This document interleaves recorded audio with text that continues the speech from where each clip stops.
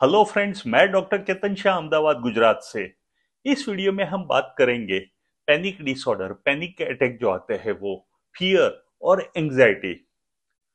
दिखने में तो ये तीनों वर्ड्स एक जैसे ही लगते हैं, लेकिन इनमें क्या डिफरेंस है और जब ऐसा की सिचुएशन आए तो हम कैसे उसको ओवरकम हो सकते हैं। और लास्ट में मैं होम्योपैथिक दवाइयाँ बताऊंगा। बहुत सारे केसेस है जो कभी न कभी तो पैनिक डिसऑर्डर या फियर और एंजाइटी के स्टेज में रहे हुए हैं। पैनिक क्या है? मैं सपोज आपको एग्जांपल दूं कि आप फ्लाइट में बैठे हो, कोई भी ऐसा कुछ नहीं है, सडन आपके माइंड में एक डिस्कम्फर्ट शुरू हो गया विदाउट एनी रीजन, और जो उसके सिम्टम्स है, जो फीलिंग है, वो within a minute peak पे पहुंच जाता है।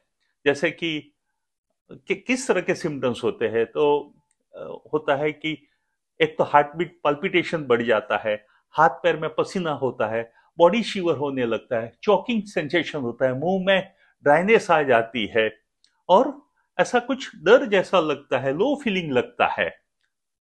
तो इसमें कोई सिचुएशन नहीं थी आपको, या तो आप कोई पास्ट के कोई एक्सपीरियंस से लेके या कोई भी वजह से कुछ आपको याद आ गया और एक सडन डिस्कम्फर्ट शुरू हो जाता है, तो ये पैनिक डिसऑर्डर है। फियर में क्या होता है? सपोज वही फ्लाइट में जोर से एक आवाज आई, तो यहां एक कॉज है, एक रीजन है, और उसकी वजह से आपको डर लगता है। तो पैनिक में कोई ऐसा कॉज नहीं है, कोई अप्रियंटली कोई दिखता नहीं है कि इस वजह से आपको तकलीफ होनी शुरू हो गई। और फियर में एक कॉज है, फ्लाइट में आवाज आई, तो आप नहीं, आपके साथ सब लोग डरते हैं। और एक बॉडी का मैकेनिज्म होता है, फाइट और फ्लाइट, या तो आप उसका सामना करो और वहां से भाग जाओ। तो ये फियर था। फियर में भी सडन कोई एक वजह से हुआ और सडन आपकी बॉडी ने उसको रिएक्ट किया। एंजाइटी, सपोज एंजाइटी में क्या है कि जैसे इसमें एक आवाज आई, इसमें कोई ऐसा कॉज नहीं होता है। नो डाउट एक उसकी, ऐसा नहीं बोल सकते हो कि ये हुआ इसकी वजह से मुझे एंजाइटी हुई। वो ऑन गोइंग प्रोसेस है, मतलब कुछ समय से आपके फैमिली के कोई मेंबर की हेल्थ अच्छी नहीं रही, आपके जॉब में कोई प्रॉब्लम हो रहा है, या तो फाइनेंशियली आपको प्रॉब्लम रहता है, या तो आपके बच्चों की शादी नहीं हो रही है, या तो एक एंजाइटी होती है कि आपको कहीं सोशली कहीं जाना है तो लोग आपको जज करेंगे।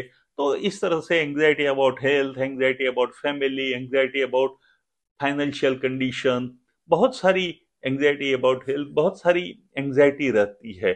तो इसमें कोई पीक पे नहीं है। और इसके सिम्टम्स क्या है कि आपको नींद नहीं आना, आपका नेचर चिड़चिड़ापन हो जाता है, बॉडी में पेन होता है, लेथर्जी फील होता है। तो इस तरह के एंजाइटी के सिम्टम्स है। तो आपको पैनिक अटैक और फियर, वो दोनों में सडनली प्रॉब्लम हो जाता है। एंजाइटी एक ऑन गोइंग प्रोसेस आप बोल सकते हैं। अब होम्योपैथिक मेडिसिन तो बहुत है, लेकिन आप क्या करोगे, किस तरह से आप उससे छुटकारा पाओगे? तो सबसे पहले आपको एक डीप ब्रीदिंग करना है, आपको माइंड उससे डाइवर्ट करना है, बॉडी की मूवमेंट्स करना है। जब भी पैनिक अटैक आए तो सबसे अच्छा डीप ब्रीदिंग, ब्रीथ अंदर करो, होल्ड करो, बाहर निकालो, किसी से बातचीत करने लगो, आप खड़े होके उस थोड़ा बहुत चलने लगो, अगर आपके पास कोई कॉमेडी वीडियो है, कुछ भी है, तो इन शॉर्ट माइंड डाइवर्ट करने की कोशिश कीजिए। और एंजाइटी वगैरह में तो आप कोई ऐसे पास्ट एक्सपीरियंस से गुजरे हो और उसकी वजह से, या तो कोई ऐसी सिचुएशन हुई हो उस वजह से आपको एंजाइटी रहती है। तो जो होम्योपैथिक दवाइयां हैं मैं यूजुअली यूज करता हूँ एकोनाइट। एक एकोनाइट और ओपीएम ऐसी मेडिसिन है कि अगर आपको कोई भी चीज का डर लग गया है और उसकी इफेक्ट बाद में अभी तक भी आपके माइंड में रही है, उसके लिए आप एकोनाइट, ओपीएम, एलिमेंट्स फ्रॉम फियर और फ्राइट, ऐसा रूब्रिक यूज कर करके कर सकते हैं। और एकोनाइट में हमें पता है सडननेस है, फियर ऑफ डेथ है, तो एकोनाइट सबसे अच्छी पैनिक मेडिसिन है। दूसरा आर्सेनिक, काली आर्स, जेल्सेमियम, आर्जेंटम नाइट्रिकम, और भी जो दवाइयां है, रूटा है, कैनाबिस इंडिका है, स्टेमोनियम, हायोसाइमस, बेलाडोना। आपको ताज्जुब होगा, ग्लोनोइन भी एक अच्छी मेडिसिन है, रूटा भी अच्छी मेडिसिन है। तो होम्योपैथिक में सिम्टम्स के हिसाब से जब हम दवाई देते हैं, जैसे कि रेस्टलेस पेशेंट है तो हम आर्सेनिक दिया।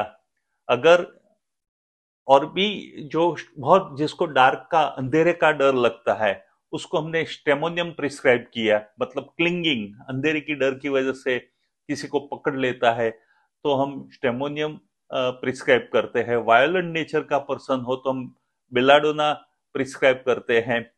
तो अकॉर्डिंग टू सिचुएशन, अगर जलसेमियम में डलनेस, डिजीनेस, ड्राउजीनेस, तो उस तरह से ट्रिमलिंग है, फियर की वजह से कांपना है, तो जलसेमियम यूज कर सकते हैं। जो पेशेंट का नेचर हरीड है, और आप बोल सकते हो एंशियस और hurried days, hurry worry and caring, और जिसको बंद जगह का डर लगता है, उसमें मैं आर्जेंटम नाइट्रिकम यूज करता हूँ। रोने वाली अगर आपकी टेंडेंसी है, डरपोक नेचर है, तो पल्सेटिला यूज कर सकते हो। किसी पे डिपेंड रहने वाले पर्सन हो, पसीना ज्यादा होते हो आप, बॉडी हैवी हो, तो कैलकेरिया मेडिसिन यूज कर सकते हो। तो इस तरह से होम्योपैथिक में बहुत सारी मेडिसिन है जो इस तरह की सिचुएशन में काम करती है, और मैंने मेरी प्रैक्टिस में बहुत अच्छे रिजल्ट्स देखे हैं। ये वीडियो बनाने का मन इसलिए आया कि 18 जून जो अभी कल ही गया, वो इंटरनेशनल पैनिक डे के हिसाब से लोग जानते हैं उसको। तो मुझे लगा कि इस पर मैं वीडियो बनाऊं, और मैं ये जो दवाइयाँ है, जो अप्रोप्रिएट हिस्ट्री लेके मैं उसकी दवाई देता हूँ, या 200 या 1 m पोटेंसी में इनफ्रीक्वेंट डोज, मतलब एक डोज दिया फिर वेट करता हूँ, साथ में काउंसलिंग। और मैं पेशेंट को बोलता हूँ कि आप रेगुलर योगा करो, एक्सरसाइज करो, हेल्दी फूड खाओ, आपका सोशल ग्रुप में से आप हेल्प लो, इस तरह से। और कॉग्निटिव जो बिहेवियरल थेरेपी है वो भी हेल्प करती है। तो बहुत अच्छे रिजल्ट है, आप इसमें से कम ओवरकम हो सकते हो। और वो मेरा खुद का, मेरी प्रैक्टिस में एक्सपीरियंस है कि बहुत अच्छे होम्योपैथिक में इसके रिजल्ट मिले हैं। तो आप भी किसी को प्रॉब्लम हो तो जरूर से होम्योपैथिक में इसकी दवाइयाँ कर सकते हैं। मैं आशा करता हूँ कि आपको ये वीडियो पसंद आया होगा। Please subscribe and give your comments. आपका भी कोई एक्सपीरियंस रहा हो होम्योपैथिक दवाई के साथ तो प्लीज शेयर करो। Thank you very much.